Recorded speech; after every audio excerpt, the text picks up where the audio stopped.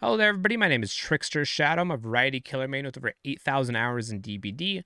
If you don't know me, like I said, I'm a variety killer main. I play through everybody. I do a lot of builder quests. I've played through pretty much every perk and every killer and on every map that exists, every variation that exists, pretty much.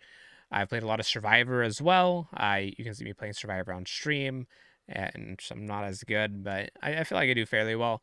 And so I have a pretty good idea on both sides. I've been playing this game since 2016. I played very casually from 2016 to 2018, and then 2018 onwards, I played this game like it was my job until it actually was, because I stream DBD full time now. I do this actually for an income.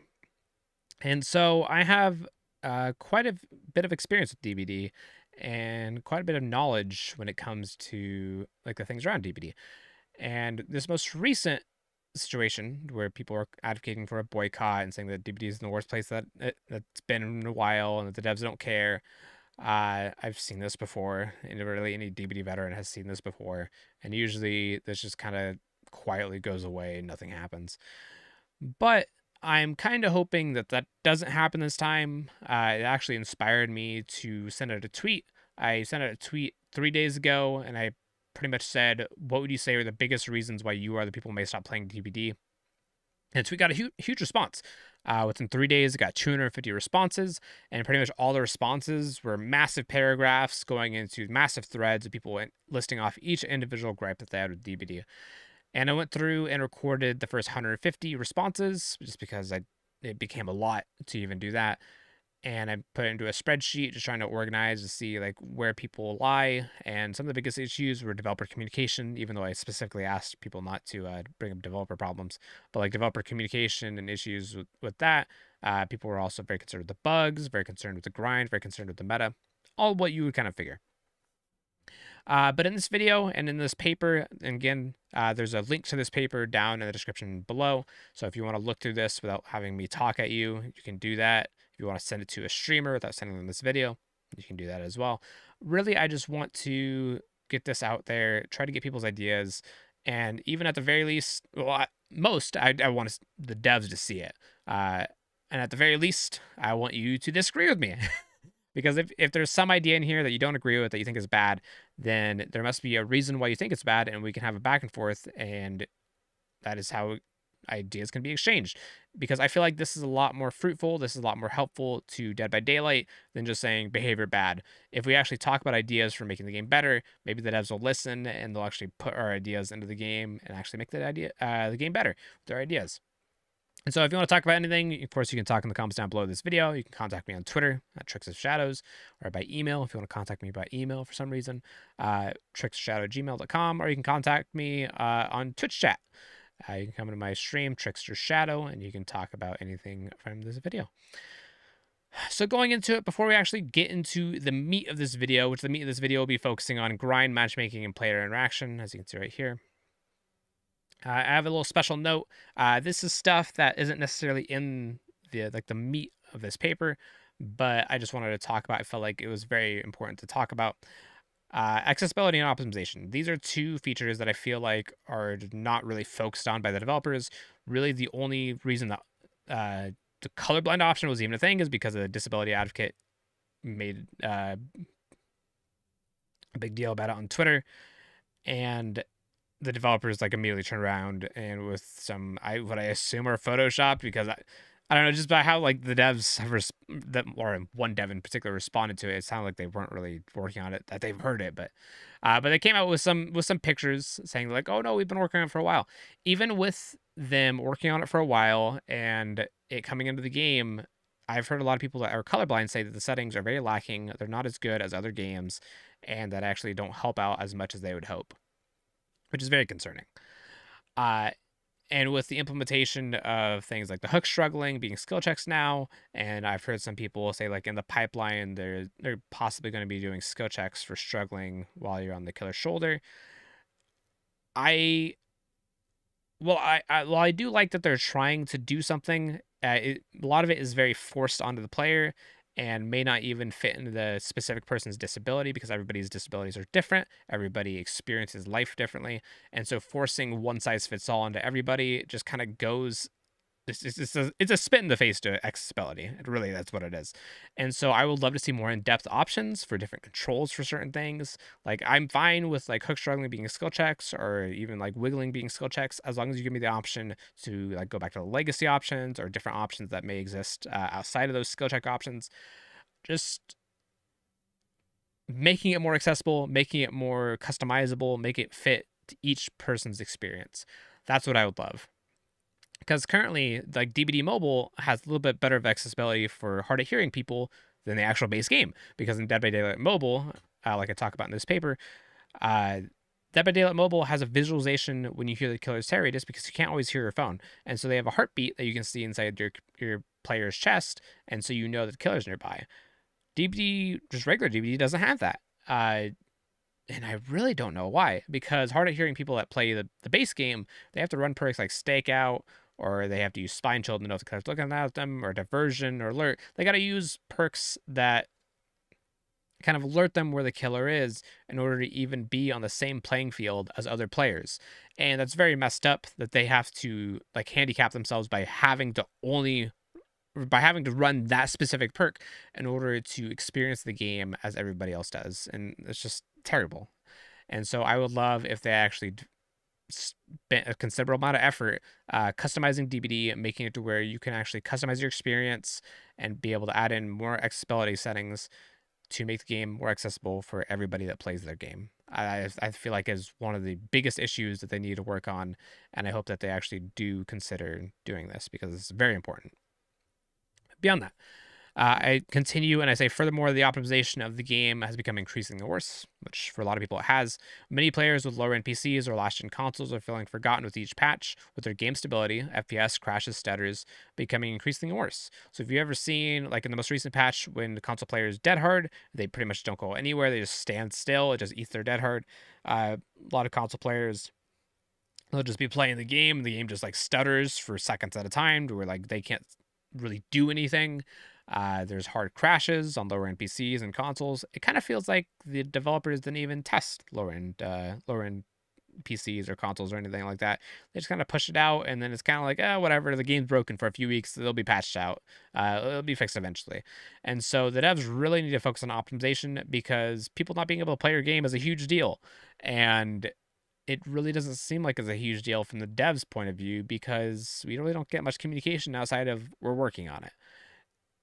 And which is crazy because them saying we're working on it is the most amount of communication that we've gotten on a lot of things in a while. I just, something like that should never hit live. A patch this buggy should never hit live, and it's embarrassing that it did. So really, accessibility settings, optimization, they really need to focus on, and I hope that they actually do. Now, going into this actual video, we're going to go into our first pillar of the 3 pillars of kind of unfun in DBD, which is the grind. This is a huge topic. A lot of people have complained about the grind, saying that the grind needs to be fixed, the grind needs to be better, and I agree. I actually did a video quite a bit ago breaking down the grind and explaining that if you wanted to Prestige 3 all the characters and get all the perks in the game, and this was for the Trickster DLC, so this has gone up since then, you need about 500 million blood points in order to Prestige 3, get all the perks in everybody. And a majority of that leveling, around like 3/4 of that leveling, is not even prestiging, it's just leveling up perks. And so like you could say like, oh, like just don't prestige. Okay, then like that's what like 300 something million blood points still that you gotta you gotta acquire. Like that's still a lot. And which is crazy. And so I feel like the grind needs to be a little bit less because not everybody's job can be just playing DBD, because in order to get that 500 million, you got to put in a minimum of 2,000 hours, if not a lot more. It'll end up being a lot more with queue times and not getting out as many blood points for certain games. And so I think the game should be more accessible. I don't think that the main drive to keep people in the game should be the grind. Obviously, that's a nice thing to have, give some goal for players to work towards. But if your kind of hope with keeping players in the game is that they just can't access the content, they can't access the builds that they want for weeks at a time, and that's tricking them into playing instead of just making the game better, that's just bad game design. That just plainly is. Because people should be able to access the game without actually putting in another job's worth of hours into DBD in order to play what they want. Because a lot of DBD is you wanting a build and then not being able to access that build for either weeks or months at a time, and then you eventually are able to access it. And then when you access it, it's kind of like whatever. Like it took me so many hours just to get barbecue. I don't know. It just, I feel like it's way too much. And so with this, this is going to be pretty much how this entire thing is set up, where I offer a problem that a lot of players may have, and then I try to attempt to make a solution for it. So the first problem for the Blood Point grind, Survivor BP gain is significantly worse than Killer BP gain. And this has been a problem for a while. Survivors have always earned less blood points than the killer. And so I want to fix that. And I think that I have a pretty decent way to fix this. And this also ties into other ideas that I have later on in this paper. And so bear with me. And so my idea is, while in chase with the killer, any actions that are done by teammates contribute to the chased survivor's BP gain. If a generator completes, totem gets cleansed, heal occurs, or a hook save occurs, the chase survivor will get 1/4 of the BP from such completed actions. Note that this wouldn't take away from other survivors' point gain, but would be extra points given out. So essentially, if you're running the killer and a save occurs or a generator completes or anything happens like that, if anything like progresses the game happens, the reason why that's happening is because you're distracting the killer. And so right now, as it stands, if you get tunneled the entire game and you do super well, you run the killer for 5 gens, you'll get the least amount of points out of all the survivors in the game. It'll look like on the leaderboard that you did the worst out of everybody, even though you hard carried the team. And so I believe with this, it would be more reflective in the scoreboard that you did the most, because you would trickle in blood points the entire time while people are doing things, and then you would leave the match and you'd be like maxed out of blood points because you did the most. You hard carried that match. You managed to like hold off the killer the entire match, and you should be rewarded for doing so. And so I believe this would reward good runners, and it would incentivize people to be in long chases. And instead of just like penalizing them for like the killer not being able to drop a chase. And additionally to that, I also got to think about the people that, okay, like the killer is chasing one person, I'm having to do a generator the entire time. Kind of sucks for me that I'm not getting any point gain. I think that point categories should just be uncapped. If the killer decides to only chase one survivor the entire game, the other survivors who aren't chased should not be punished for somebody just not wanting to play the game. And so objective category, survival, everything is currently capped at 8,000 in each individual category, and then it caps it at 32k collectively. I think that there just shouldn't be category caps, and that the blood point cap of 32k should stand, to where if you do 32,000 blood points worth of generators, I feel like you carried enough that match by doing the objective that you should be rewarded for that. Or if you got chased by the killer, you get 32,000 if you got chased that much, or did enough healing, or hook saves, or somehow totems. I feel like you should be rewarded for that, instead of it being hard cap and then you get out and you just really don't get anything. I feel like that would fix a lot of the grind problems with DBD, at least help out with a lot of the grind. But we still have more stuff to go through on how to fix the grind as well. So going to the next thing, the Rift feels boring to do due to excessive filler content. And so by excessive filler content, I mean stuff like the same charm but in different colors spammed like 5 times throughout, and there being 4 different charms that are just different colors, and they're just filling up space, really, just to fill up space. And then in order to provide a more meaningful content in the Rift that helps with the grind, the charm recolors should be removed, because I feel like nobody uses them. We have so many charms. Like, why do I want 5 different colors of a toe? At least my opinion. So I think that these should be removed and replaced with either blood point or iridescent shard modifiers. And then like they could be like 4, 8, 12, 16, 24-hour modifiers. And like they obviously, the modifiers get better as the Rift goes on. That way, players, while they're grinding, they get rewards for grinding out the Rift, and they can then feed into being rewarded even more for grinding out the game. It just keeps on going. The more time you dedicate to DBD, the more it rewards you for dedicating your time to DBD, because your time is important. And so I feel like this would be a nice reward. People would enjoy this a lot more than the current just recolors. And I think this would be a good change for the grind. Make it a lot more meaningful, make it a lot more rewarding. And then going into Devotion. Big complaint with Devotion is that Devotion feels unrewarding. And I agree. You getting Devotion level, it really doesn't mean anything. It just kind of means that you're just a sweaty nerd. Like I'm Devotion 30. It doesn't mean anything. And actually, I think I'm like Devotion 31 now. Oh, God. But what I want them to do is I want them to add in a new devotion currency, in which each player gets one devotion token per devotion level. So as soon as you hit devotion 1, you have one devotion token, devotion 2, devotion tokens that you've earned total, so on and so forth. And then have an extra section in the store for devotion cosmetics that you can only buy with devotion tokens. And so the idea with this, I really don't care what the cosmetics are. It'd be cool if they were like things that you could apply to other skins, like different like bloody textures or different like paint textures, like how Nemesis has like a blue paint texture all over the survivors. It'd be fun if you could just have different paint textures on yourself. People say like legacy like cosmetics, but I feel like legacy players wouldn't like that and they'd feel like it's a spit in their face. Just really anything though that would just show your devotion, because currently you can't show your devotion. Your devotion is to yourself. You can't publicly show like I have grinded at this game so much that I have these like special things. There's really nothing to show for your hard work and your playtime in DBD. And I feel like that would be really good. And in addition to that, making devotion even more rewarding, I think that each devotion level should increase your blood point cap by 100,000. Now, the devs really don't want to increase the blood point cap because they fear that, oh, if somebody gets to like 5 million blood point capped, then they'll be able to just like max out the killer as soon as the killer comes out. And that's their fear, like, oh, they'll max the killer and they'll not want to play. But in my experience, that's really never the case. Usually people they stop playing because they can't access the content.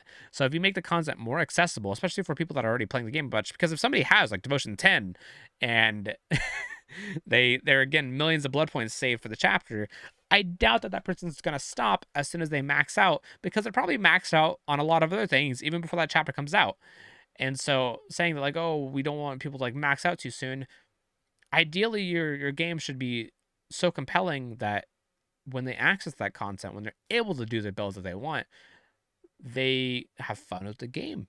Because really, a lot of the game is trying to grind so you can access the game.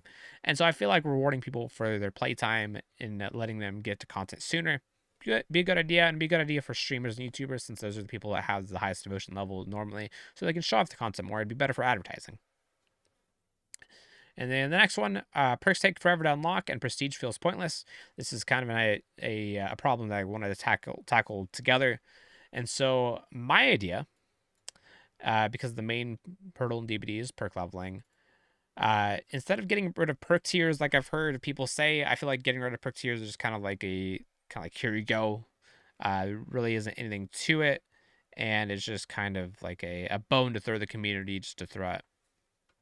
What I instead want the devs to do is I want them to make prestige level equal the level of perks that you find in your blood web.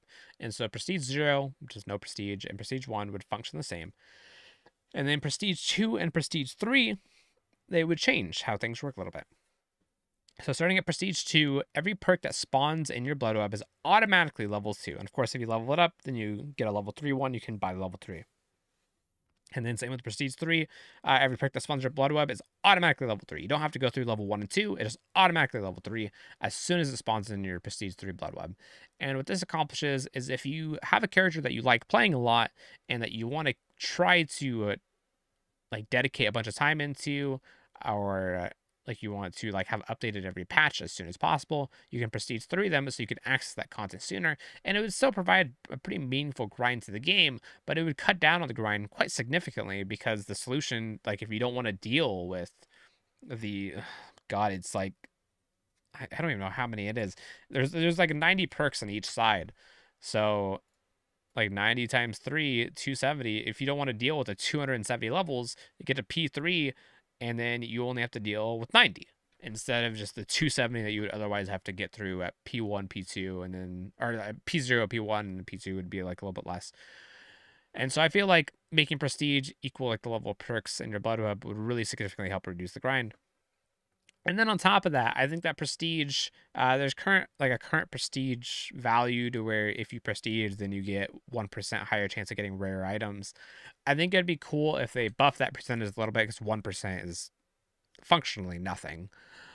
I want them to buff the percentage a little bit, and then I also want them to make it to where you can choose the rarity of item that you find in your blood web. Because not always, like sometimes for some killers, the purple items or purple add-ons, I don't want those. Like if I'm playing Demogorgon, I want the browns and yellows, or if I'm trying to get puddings or escape cakes or even party streamers, I want the greens, the yellows, the browns. I don't want the higher rarity ones. And so it'd be cool if you could choose with your character that you're leveling up what rarity of item that you wanted, and there'd be like a higher percentage of finding those things. I think that'd be a lot better for the game if they did that. All right, so we got another problem. I do not know if I have completed dailies/challenges until the match is done. Very simple change. When a challenge or daily is completed, an indicator in the corner of the screen pop up telling the player that it's done. A lot more transparent, a lot less frustration. I think that'd be a lot better for the game. Iridescent shards are difficult to acquire. Solution. The addition of weeklies. I believe mobile has weeklies as well. I don't actually know what they give out for weeklies because I don't play mobile. But I think weekly challenges, they could add in quite a bit of grind for the game. And I think that should be automatically reset every week, where if you don't complete the weekly, it sucks for you. You needed to grind it out within that week. That's just how it is. Incentivize people to play out more of the game. And similar to dailies, every week, whenever it resets, then you can choose for like one of your 3 weeklies to like be dropped and be reset for something else. I think that'd be good. The examples are like break 200 pallets for 1,000 shards, or be chased for 1,000 seconds for 1,500 shards, break 50 or complete 50 generators for 1,000 shards. So stuff that's like just normal gameplay that you would just get by normally playing the game and grinding out a bunch. You just get shards for doing it. And of course, like 1,000 shards may seem like a lot, and behavior is probably like, oh my god, 1,000 shards. No, best we can do is 50. But I feel like rewarding people for grinding out the game would be good, because those people are helping keep the queues live, keep the game live, and I feel like they should be rewarded for their time. On top of this, I feel like rank reset every month should give the players iridescent shards instead of blood points, just because iridescent shards, that goes towards new content, it goes towards cosmetics, and if they want to spend it on blood points, they can buy at the shrine. And so I feel like shards are a much better reward than blood points, especially if the blood point grind is reduced by a little bit. All right, matchmaking. Matchmaking, another source of contention among the DBD community. A lot of people complain about it, and I want to attempt to try to do something about it. And so my first problem that I'm trying to tackle is queue times are way too long depending on the region/time of day. What I think they need to do is the addition of an indicator in the lobby that shows the population for each side would be very nice. When the player population, just pretty much like, it could be something basic to where like, oh, when this dot is green, the queues are really good. When this dot is yellow, the queues are a little bit worse. When this dot is red, the queues are really bad. Even something as simple as that, I think would be good. And then going even further, when the player population on one side falls below the needed threshold for faster queues, an incentive is offered to players in the opposing queue to switch over. So if you're a survivor player and you're just playing survivor, and then the killer queues drastically drop, where the queue times are just not as good as a result, then you'll be offered while you're playing, or like in between matches, it'll say like, hey, so and so, hey, Trickster Shadow, switch over right now and play killer and get 5 matches of killer with double blood points. Like, you don't have to run any offerings or anything. You just get double blood points by default. It's like as if you're running a party streamer. And so if people saw that, it'd be like, oh, what? Yeah, of course I'm going to do that. I'm going to run barbecue as well, so I get another 100% extra blood points, and run a party streamer as well, and then 300% extra blood points, and then have that for 5 matches. I'm going to be rolling in blood points. People would do that in a heartbeat, and that would very easily and pretty quickly fix queues just by incentivizing people just to switch sides, even for a little bit. And then as soon as they normalize, then just like shut it off, stop asking people to change sides. And then I feel like that would fix queues quite a bit, in all honesty, because people want blood points.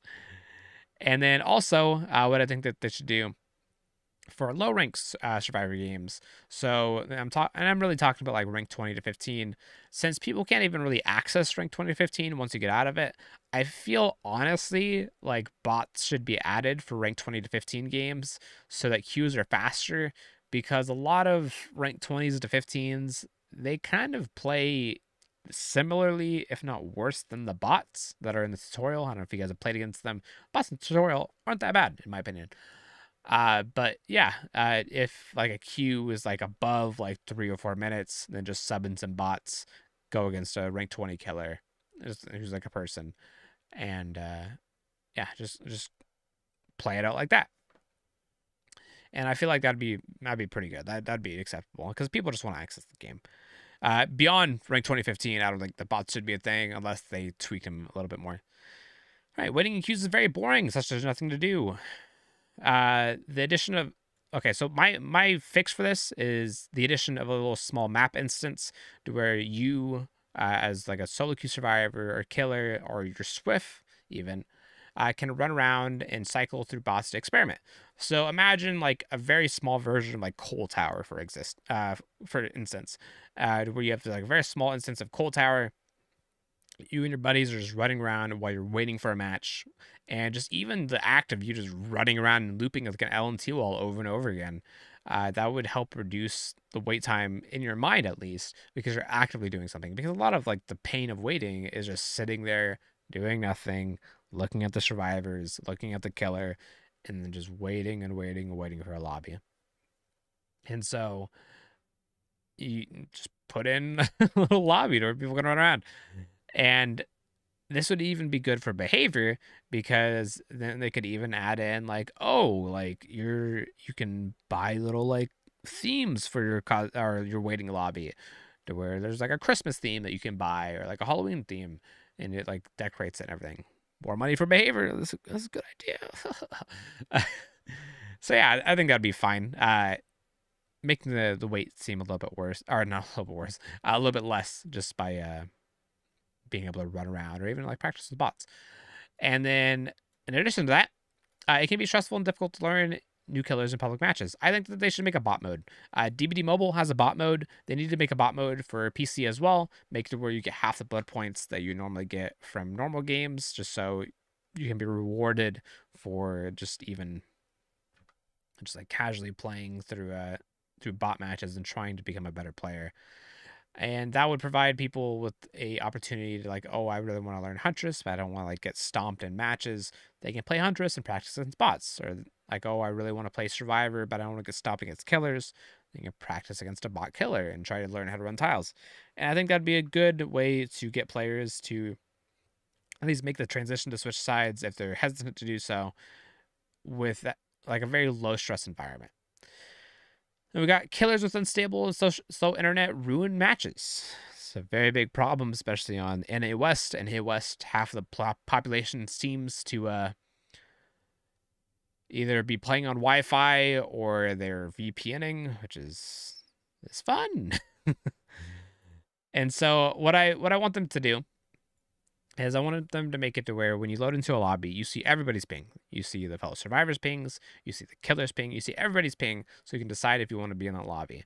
And then if you decide to go into the game, when you go to the match details, you see everybody's ping like you normally do right now, but you also see the killer's ping the entire time. So if you get like hit with a really bad hit, you can look the ping really quickly, and you see like their pings like messing up really bad. And so you can know like the ping is the reason why that hit, or if it's like not the ping, if the ping is really good, then like, oh, it's like behavior messing up.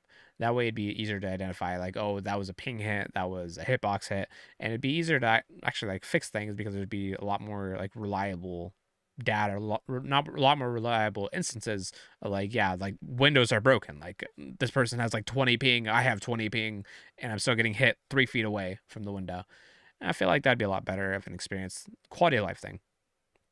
And then we got another one. Games are either too difficult or too easy. So this is a very complex issue. Behavior has been trying to fix this since the game's inception. They did like the Killer Cube. There's other iterations, not even called the Killer Cube. I don't know. That's so long ago. They tried to do it with blood points. They've tried to do it with emblems. Now they're trying to do it with MMR. And I honestly think, in my opinion, the best way, and I believe this is the launch option for DBD, the best matchmaking system that they had was blood points. I feel like they're way overthinking ranking up in DBD. I'm sorry, but at the end of the day, DBD is not a competitive game. There's way too many RNG elements in DBD, and the RNG elements are what makes it fun. It is. It is cool to have the RNG maps, even if you do get kind of shafted by them sometimes. I think they're good for the game. But I really think that they need to go back to the blood point model. I think that they need to go back to the blood point model in addition to like what I was talking about earlier, where like the running survivor gets a quarter amount of the blood points from people doing actions, and then people that are doing actions have uncapped categories to where they can acquire more blood points easier. I think that they should make it to where just static throughout every rank. Survivors have to get 25,000 blood points in a match in order to get a pip. There is no more double pipping. There is no more safety pipping, kind of. Just if you get 25,000 blood points, you pip up and you go closer to the higher rank. And if you don't, then you pip down, you go down. That way it makes it to where ranking up is a little bit harder and it means a little bit more. Because if you don't do anything the entire game, if you're the urban immersion Nia hiding in the corner, getting like 5,000 blood points and then escaping, having a total of 10,000 blood points at the end of the game, you shouldn't be rewarded for that. And I feel like blood points really kind of show like, oh, like this person actually helped out a bunch. This person like did the most without like just solely focusing on chases or solely focusing on this or that. And so I think this would be really good. And I really think the only safety pip option that should exist should be if you escape. If a survivor escapes, I feel like they should safety pip just because like that's the aim of the game. But otherwise, if they want to pip up, they got to get 25,000. Now, of course, people farming could ruin the system.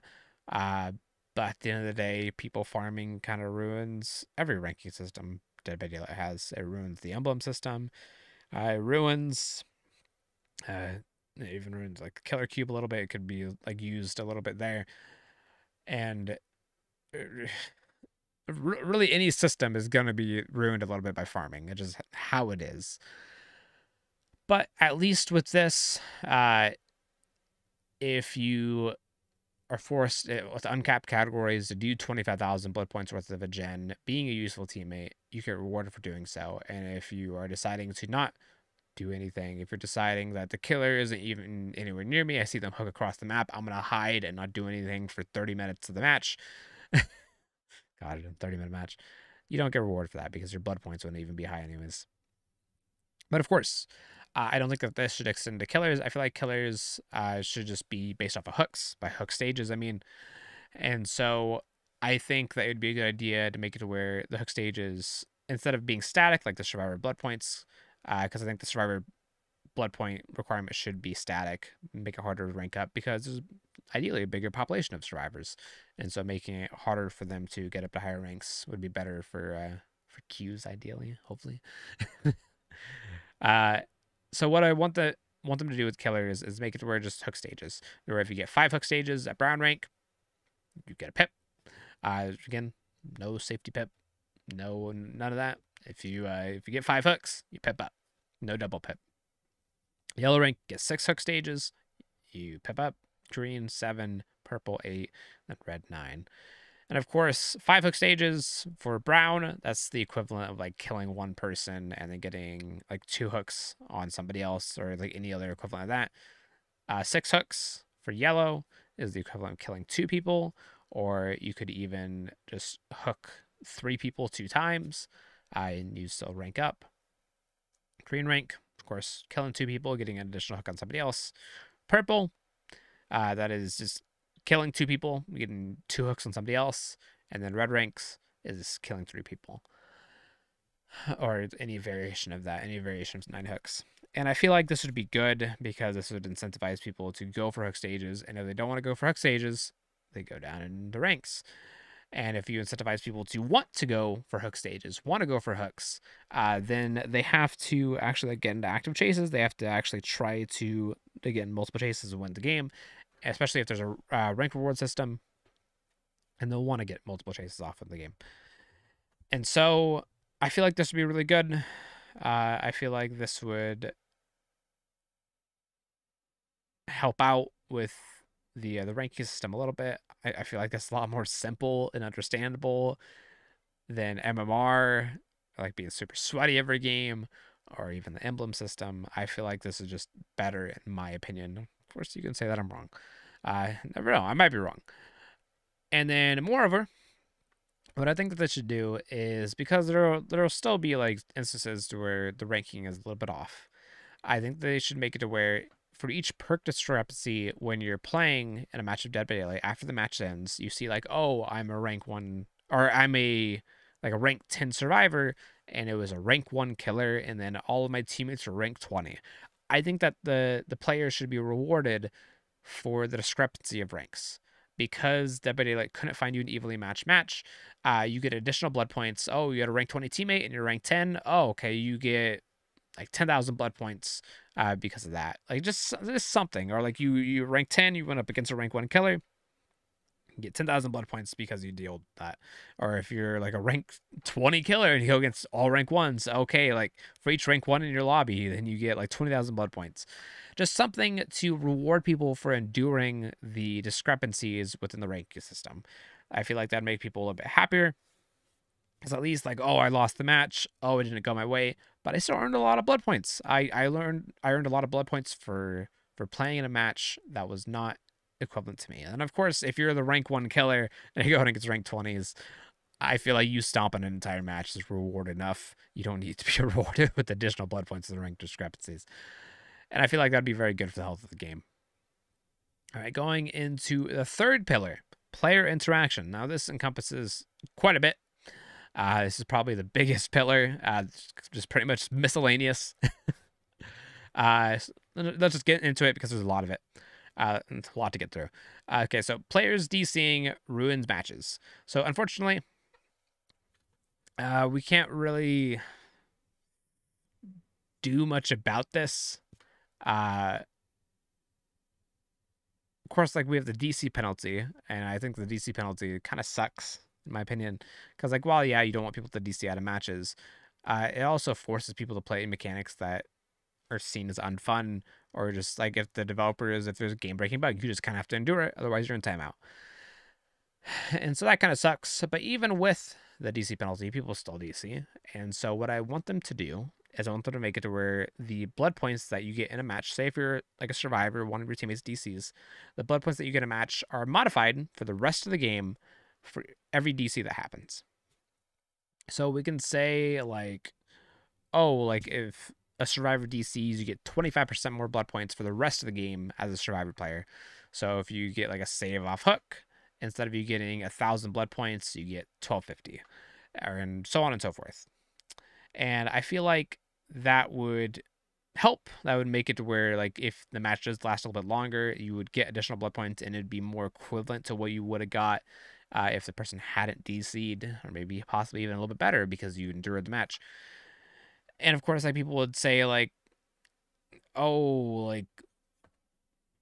like what if you're like trying to like bully somebody and force them out just so you can get blood point modifiers? If you bully somebody out of the game or your fellow survivor, you're gonna have a harder game anyways, and so you're not really helping yourself. So that's kind of like a fringe situation, and even then that'd be griefing, that'd be bannable. Or like the suggestion that I posed here, if the killer DCs for the survivors, they get 5,000 points of survival as if they escaped, and then they get max objective. They get 8,000 objective points essentially. I think this would be good because usually if a killer DCs, it's because they're playing really bad, and so if a killer's playing really bad, then usually the survivors would have won, right? We'll never know because the killer gave up, and so I feel like rewarding the survivors by giving them max objective and the survival points because somebody just sore loser and they don't want to play out the match is fine. And then similarly for killer, I feel like if a survivor DCs, you should get the BP equivalent of the hook stages when the person DCs. So like if you hadn't hooked them at all, you get the BP equivalent as if you 3-hooked them. And then you should also get like the barbecue stack if you have barbecue equipped. That way, they're not really punishing you. Really, all they're doing is punishing themselves. They get a DC timeout. They deprive themselves of the blood points. All they're really doing is just giving you more blood points than you might have gotten in the end. And yeah, and then they're also giving the 25% modifier to the rest of their team.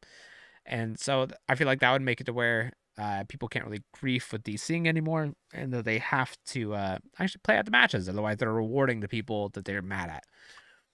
I feel like that'd be a good way to deal with it. And yeah. And then, like, of course, at the end of it, I say replacing DC survivors with bots could also be an option. But it could also lead to frustration because seeing your bot teammate throw down 1,000,000 pallets when you're at rank 1 would not be nice. It's a little bit easier at rank 15, 20, because I feel like everybody's throwing down pallets back there. But rank 1, I don't think that bots replacing people would be a good idea. I feel like the blood point modifiers would be better because at least you'd get something out of the match. And then moving on. So this is deal with Swifts. Very hot button issue. Swift communication and solo queue communication, it's not equivalent. And so I don't really disagree. Yeah, there's differences. People obviously can communicate better if they're like in a Discord call or if they're on like voice chat or anything.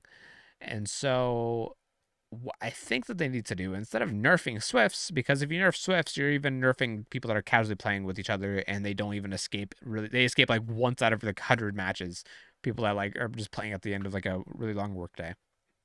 And so I don't think buffing Swift is the answer, because you'd be making the harder games still pretty hard no matter how much you nerf Swift, and you'd be making the easier games even more easier. And so having such a blanket thing like that of just nerfing Swifts, I don't feel like it's the answer. Instead, I think that they should buff survivors. I know, radical opinion. I think that they should buff survivors and buff the solo queue experience to be near equivalent to the Swifting, to where the Swift communication doesn't really matter. And then if that point, and when these are pretty much equivalent, obviously they're never going to be truly equivalent, but when these are pretty much equivalent, then if the survivors need to be nerfed, if gen times need to be longer, if hook stages need to be shorter, then you can do that. You can adjust it, and you would be pretty much adjusting everybody all at once, instead of just like adjusting for the higher people and the lower people get hurt a lot more. I feel like that'd be a better way for game health to balance out the game. So I have a bunch of different ideas on how to do this. Number one, built-in Kindred. I feel like it's the easiest option. Having Kindred be built in and making Kindred do something else would be an amazing thing. Just default, sure, it gets on hook. Everybody can see each other's auras, so people can coordinate saves easier, even without physically talking to each other. They can see like, oh, that person's going for save. I don't need to go for save, because a lot of efficiency with Swifts is them knowing who's going for the save. And so if you make that commonplace, then you can adjust accordingly. Then you can do the survivor nerfs, and it'd be a lot more justifiable. Second thing, this is more something that I think is neat. Rework the map add-on Glass Bead. Of course, Glass Bead is, you can put down a light beacon if you have this add-on on a map, and it has a bright light column of light that appears in the match. I think it'd be cool if they replace that effect, make it do something else, and instead make it where when you do the wave action, like come here, it places down a column of light where you can mark locations around the map, to where you can run up to a totem and you hear the killer coming, but you wave, and then it does a column of light so people know that there's a totem there. Or there's like a 3 gen and you want somebody to do this gen and the killer's really pressuring it, you mark it by emoting, and then it makes a column of light, and people are like, oh, there must be something over there, like let's see what's over there, somebody marked it. I think it'd just be cool. It'd be cool to if that was like a more commonplace mechanic, just like marking things in the game, and it'd be kind of subtle, because if you're across the map, you don't see it. You gotta be at least in the general area, be able to see the column of light. I think it'd be pretty neat. And of course, like only one column of light, and the killer can't see it. Ideally, have one column of light per survivor. I think that'd be very, very cool.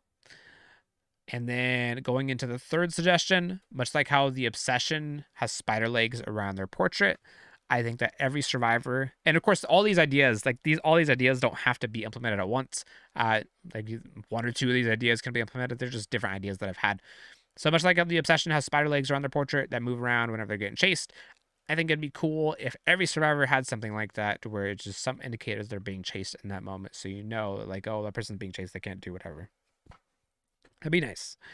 And then going into the last thing, I think this would be a lot of information, and this would still leave the ambiguity a little bit. So have indicators next to the survivor portraits that indicate what they're doing. So like have an indicator for this person's doing a generator, this person's doing a totem, this person's searching a chest, this person's running around. Of course, have indicators for like healing, hook saving, stuff like that, like they're in the action of hook saving.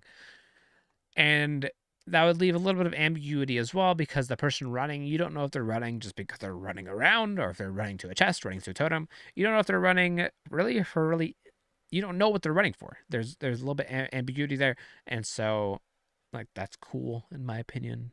Uh not knowing what's going on, that element.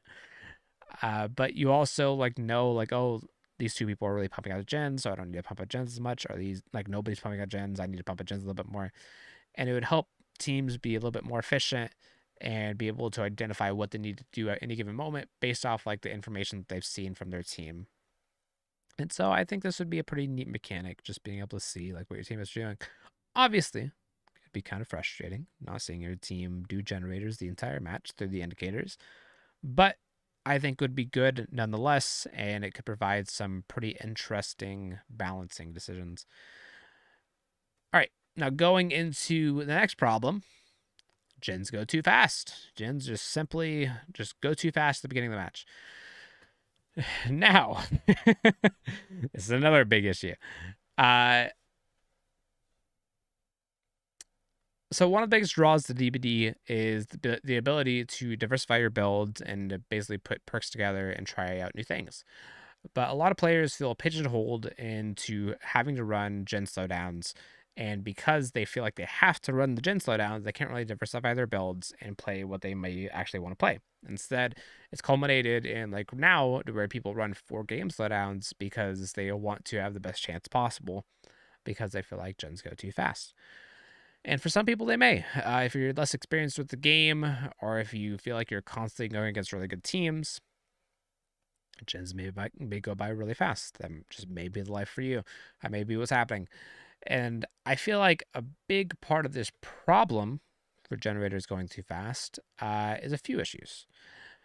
First, I feel like early game, a lot of maps, the maps are just simply too big. People may stealth a little bit as well. And early game, you have essentially no pressure, nobody on hook, not really forcing the survivors to heal, not forcing survivors to do anything. And so they get a lot of pressure on the gens for free without really doing anything. And so stealing this idea from Scott Jund, well, not really stealing because I'm crediting him, I think there should be an early game collapse to where when the killer spawns in, survivor spawns in, the generators can only be done at 50% the speed. And of course, I guess that can be buffed like prove thyself. But of course, I don't think prove thyself should really. I'll get into that. But they go at 50% the speed, and they continue to do that for at least the first minute of the match, or until the killer gets into their first chase. Because as soon as the killer gets into their first chase, or like a minute elapses, then the killer should be able to down the person. If they're not able to down the person that they do find, then that's because the person is doing really well, and that person deserves to have like something done while they're being chased to the people working on the gens. And so I feel like that'd be really good at normalizing the beginning of matches, make people feel like they don't need to run corrupt intervention or running as many slowdowns. Second thing, fixing survivor spawns. If you've run Lethal Pursuer, the new perk that came out with Nemesis, you can see that some matches everybody spawns in a separate corner, and if everybody spawns in a separate corner, you go after one of the people. If they have a decent chase, then 3 gens are popping within 80 seconds, if not shorter than that. And so that can feel very frustrating. And I feel like survivors should just always spawn with somebody. If only even one other person, if not 3, well, if they spawn with 3, then they'd all spawn together. I feel like people should just spawn together, because then if you run into those people that spawn together, they got to break off. That ruins the efficiency on that generator. If they choose, oh, I spawned with somebody else, I need to run somewhere else, that ruins their efficiency on gens because they got to find another generator. I feel like that'd be really good for the game. People spawning together. People spawning apart, I feel like it's just way too hard for a majority of killers to deal with. And so spawning together should be a must-have. There should be no time where somebody spawns alone, in my opinion. And then finally, I think that they should nerf slowdown perks. They should also nerf perks like Prove Thyself, in my opinion. Just make it to where any perks that affect generator speeds get nerfed as a result if they add in these changes above. Because if they add in those changes above, the games would be slower by default. Spawns being where everybody spawns together. You would be able to find people together, be able to enter more survivors at once. And then even when you do find them, they're doing the gens a lot slower, and so they can't even get the gens done as well. It's going to make it to where the game at default is a consistent speed. And then if you do want to run slowdown perks, they don't do nearly as much as they used to. It's not like with these ideas. I don't think Ruin needs to be 200%. I don't think Pop needs to be 25%. You could adjust all those values down quite a bit, because I would rather have perks that do something, of course, but that don't feel necessary or don't feel like they win me matches because the gens just go too fast. All right, going to the next thing. Problem: killers camp and tunnel too much. Now, at the end of the day, camping and tunneling is a legitimate strategy. There's sometimes where you just have to camp and tunnel. Just sometimes the match calls for it. You're losing a match really badly. You gotta force somebody into second state, or you gotta get somebody killed. Just how the game is. I don't think killers should be necessarily punished for that, because sometimes the match calls for it. And instead, if the killer's trying to win the match, fine, let them win the match. But I think that you should try to incentivize killers to not tunnel and camp by giving them extra blood points for going after new people. And then if they choose to go after the same person over and over and over, then they get less blood points for doing so. And it kind of fits into the lore as well, to where the entity Spider God feeds on the emotion of the survivors, and if only one survivor is being terrorized the entire time and everybody else just freely escapes and leaves because there's one person's being tunneled out, that's not very entertaining for the entity Spider God. And so making it to where people are more incentivized to get into more chases with different people, I think would be good. And if you choose that you want to sweat for the 4K, you want to get somebody out as soon as possible, you just don't get as many blood points for it. You still win matches, you can still rank up and everything just fine. It's just you don't get as many blood points, just how it is. All right. And then we got into keys. Keys are a very controversial topic as well, like with everything in DBD. Keys, I would change in 3 ways. The first one, establishing a difference between purple and pink keys. Currently, purple and pink keys, the only thing that is different about them is their channeling time, which channeling is like being able to see like auras through the key if you have specific add-ons. But people, really very few people actually run keys because of the channeling time. That's kind of like an afterthought. And so what I think that they should do is they should make it to where they function a little bit different than each other. They should make it to where pink keys can escape the entire team. Open up the hatch, open for everybody. Everybody can escape. Purple keys, on the other hand, are individual. Only you can open up the hatch with the purple key, and only you can escape if you're using the purple key. Adds a little bit extra dynamic to the keys, makes a difference, adds a distinction to them, and it kind of makes sense for their rarity difference. Second thing that I would do, make it to where pink keys, with the change from number 1, of course, they never spawn in chests. Pink keys never spawn in chests. They don't influence the game unless the survivor brings it in. And then purple keys, if you find a purple key in a chest, then you have that conundrum. Oh, like this match isn't going well, but I have a purple key and I could escape by myself. But if I escape by myself, then like in-game collapse may start if the killer finds the hatch. I guess it wouldn't start because you'd be able to close it. But still, like you're escaping like your team, like you'd be kind of ruining your team in the process by not doing generators or not saving or anything. So there's a little bit like selfish factor to it, which I think is pretty cool if you just purple key only you can escape. And then in addition to that, third thing that I want to do, make where there's an animation. Animation anywhere between like 5 to 10 seconds, I think would be good, like 10 seconds maximum, where the survivor is like fiddling around, just trying to open the lock on the hatch, and eventually they get it open, go through the hatch. This prevents you just using it in the killer's face, and you can still use it in the killer's face. It's just you got to prep for it beforehand. And it'd be cool if they also made it to where like the pink key had a like a little bit like shorter of a time, to where like say like it's only open for 10 seconds, and so you got to time it just right. You're like, okay, like I'm 3 tiles away, start opening it now. And the killer cuts you off, and then, oh no, it's already open. Like, you need to go now. And then it closes in the person's face. I think that'd be really interesting for dynamic gameplay. And so add in a channeling animation, maybe even make it to where the hatch is open for different amounts of time.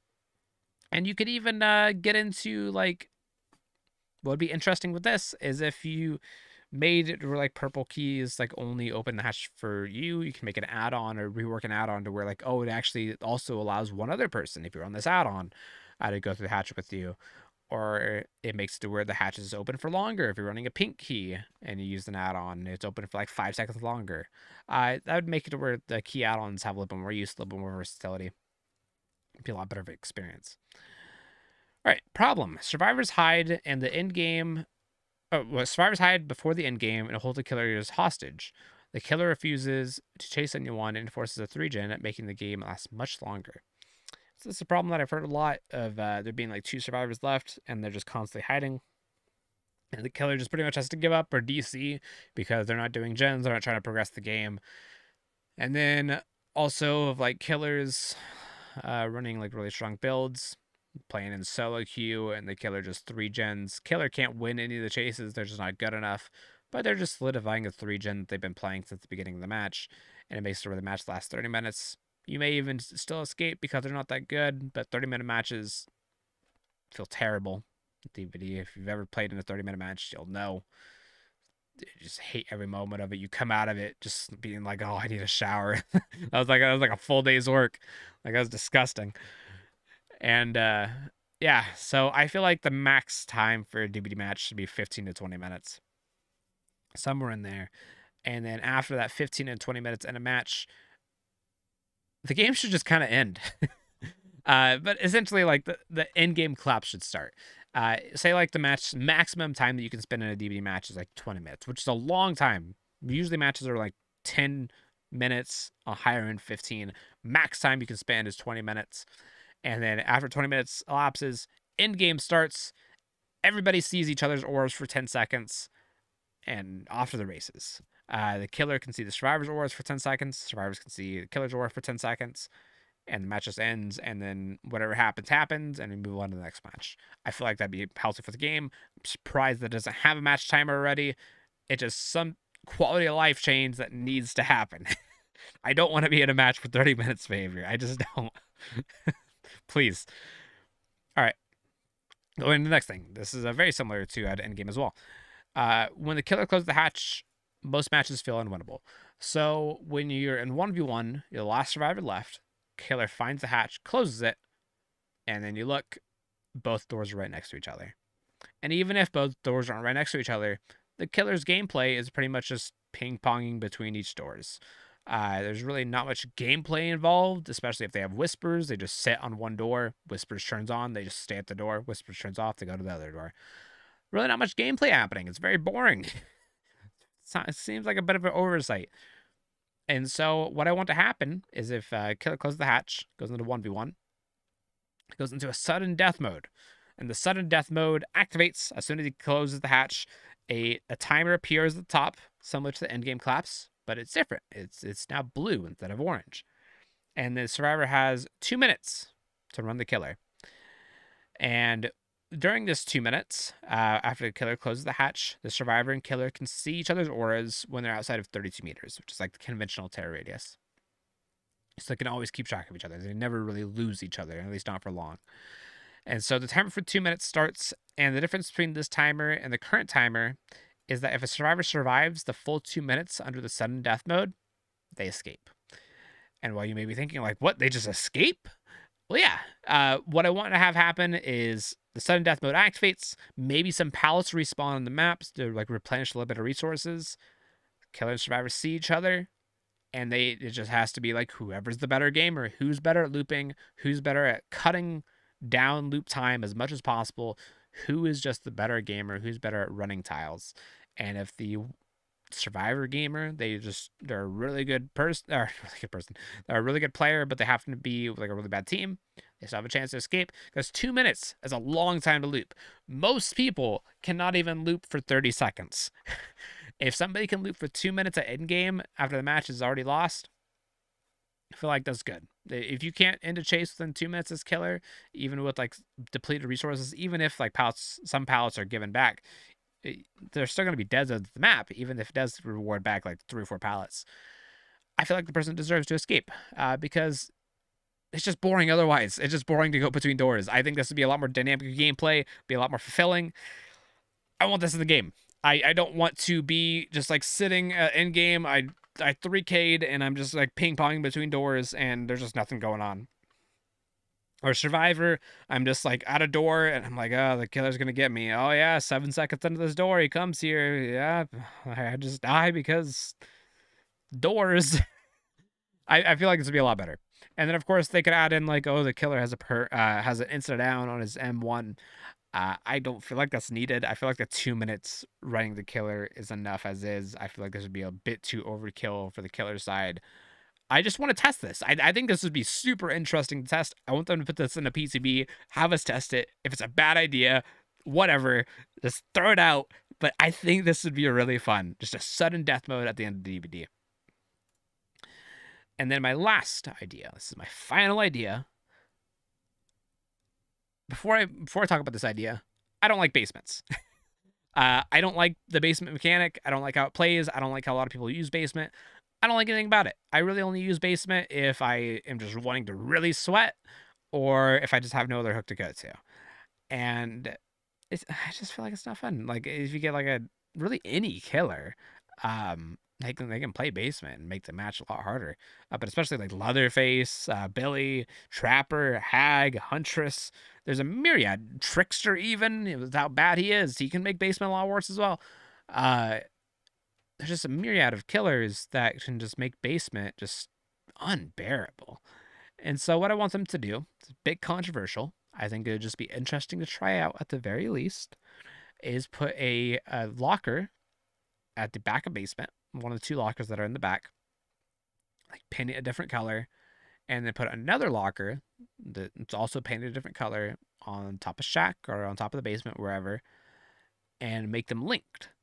And when you go into the locker, either locker, you can press the active ability button, which is like E on PC by default or whatever it is on controller, whatever you use for Dead Hard, pretty much. Use the active ability button while you're in a locker, and it teleports you over the span of 2 seconds to the other locker. And then after you teleport, you automatically come out, but you come out very slowly. You don't like burst out like you do with like Hat On or whatever. You just come out very slowly, and then you can do whatever you want in the basement or escape the basement, go on the top of shack. This would make it to where if the killer wants to camp out the basement, they can still camp out the basement. It's just, oh, this survivor's coming up the stairs, the other survivor's going up to the locker. Like you can just go because like they're gonna be stuck in animation for probably like 3 or 4 seconds. If you recognize that they went to the locker, just go up and just hit them. Or just pull them out as they're coming out of the locker, the teleport locker. But it makes it to where like instead of just I'm Leatherface and not, you go into basement and you die because I hold my chainsaw. Instead of that, it pulls survivors in a little bit different places, makes the killer think a little bit more. If they want to use basement, they got to be a bit more strategic with how they do it, knowing that there is this counterplay to it. And I think it would just make it a lot more interesting, make camping a lot more interesting, because camping is very boring for the survivor side. And I think it'd be a fun mechanic all around that I just want to test. I've heard people say that it wouldn't fit in DBD. I beg to differ. I just want the game to be fun. I'm sorry. But yeah, that's in conclusion, that's it. Those are all the ideas that I had. Thank you for listening to me for an hour on this video. If you've listened to me for an hour, you're within the top 1%. You're a rank 1 video watcher. Oh my God, top 1% gamer. If you're a rank 1 video watcher, be sure to say in the comments down below, while you're showing your devotion. That's your devotion reward, that you're a rank 1 video watcher. Finish the video. But yeah, that's it. I'm probably going to be making another paper like this, just talking about like the ideas that either you guys expressed in the comments down below or in a tweet that I'm probably going to make in the future. Because there's probably going to be a lot of comments on how to make the game better, and I would love to hear them. And if I see ideas that I think are really good, I'm going to compile them, make another paper as like an addition to this, and say like, hey, these are also good ideas that people have had. And so if you guys have any of those, any good ideas, really about anything at all, I'd love to hear it in the comments down below, or on Twitter, or on Twitch, or really anywhere, by email. If you have carrier pigeon, I accept that as well. If you happen to know where I live, which would be concerning if you did. And so, yeah, if you guys enjoyed the video, consider liking and subscribing. I would love if you either sent this video or sent this document to whoever you think would enjoy looking through it. And I hope you guys have a good rest of your day. And I honestly do hope that Dead by Daylight gets to be in a better place. Hope the devs communicate more. Hope the developers are more transparent. Hope the developers do something, like help out with the quality of life some way. Yeah, I will see you gamers later. Bye bye, everyone.